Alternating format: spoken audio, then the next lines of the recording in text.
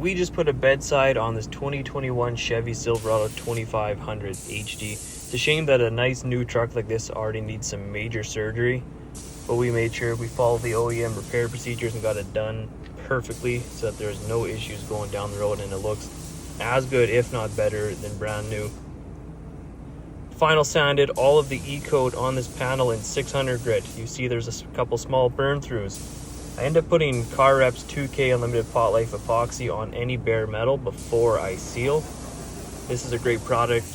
Just treat it like any other epoxy. Shake it out in the rattle can, spray it. I let it sit half an hour before I seal it. ECS 87 sealer I'm using here.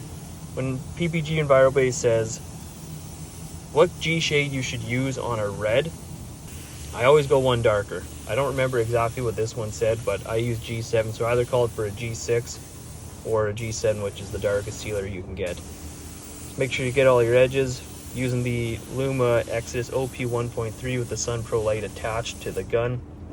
By far my favorite paint gun to ever use. Here's the red base coat. I'm gonna get this on. Make sure we get the inside of that box rail.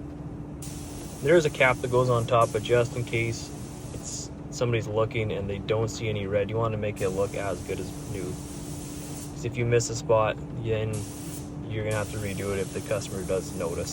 So that's why I got the SunPro light as well, because it is really easy to check for color coverage when you're using this light. I'll show you in a bit exactly what I mean. But hammering on the red pearl, this is a really good hiding color.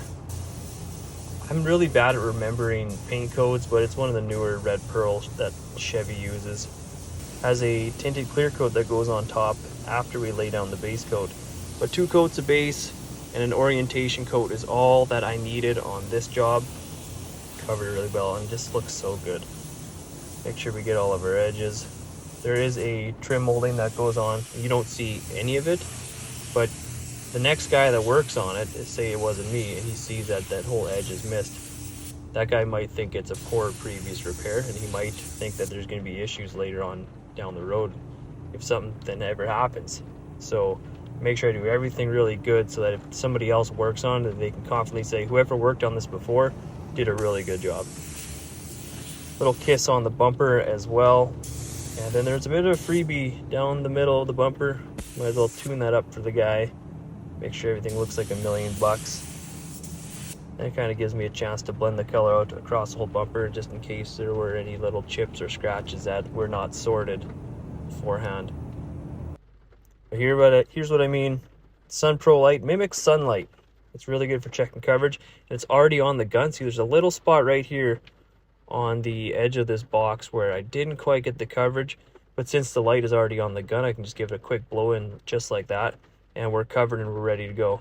And then you can see on the inside here, again, you very faintly see it.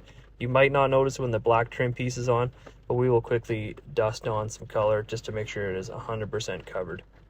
That's why I love this gun. It's already attached to the gun, so just to do a quick blow in is easy just like that.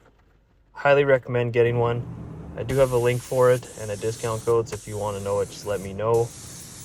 And here's the tinted clear coat. It is just a red dye in the clear coat.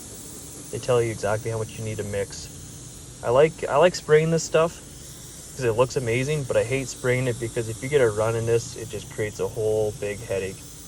I always go with 1 or 2 depending on what the color needs. Always do a spray out card with that's a letdown panel, so you know here's my base color, but it has 1, 2, and 3 different coats of this tinted clear, so you know exactly how the color is going to look with the more clear that you get on. And spray your spray out cards exactly like you would on the job live, so you can recreate exactly what you're doing. On this job I did 2 coats of Candy Clear, and then I always follow up the Candy Clear with 2 regular coats because dust is an issue in body shops. If you've been painting for any time, you're going to know that there's going to be dirt nibs and dust nibs in every paint job. It's just unavoidable. But 2 coats of regular clear, give it that UV protection because I don't want the red tint coat to fade. And also, if, like I said, dirt nibs or even little runs, you can sand them out. But that's that job. Brand new truck, looks like $1,000,000. If you like this video, check out my other videos. If there's something else you want to see, let me know down below.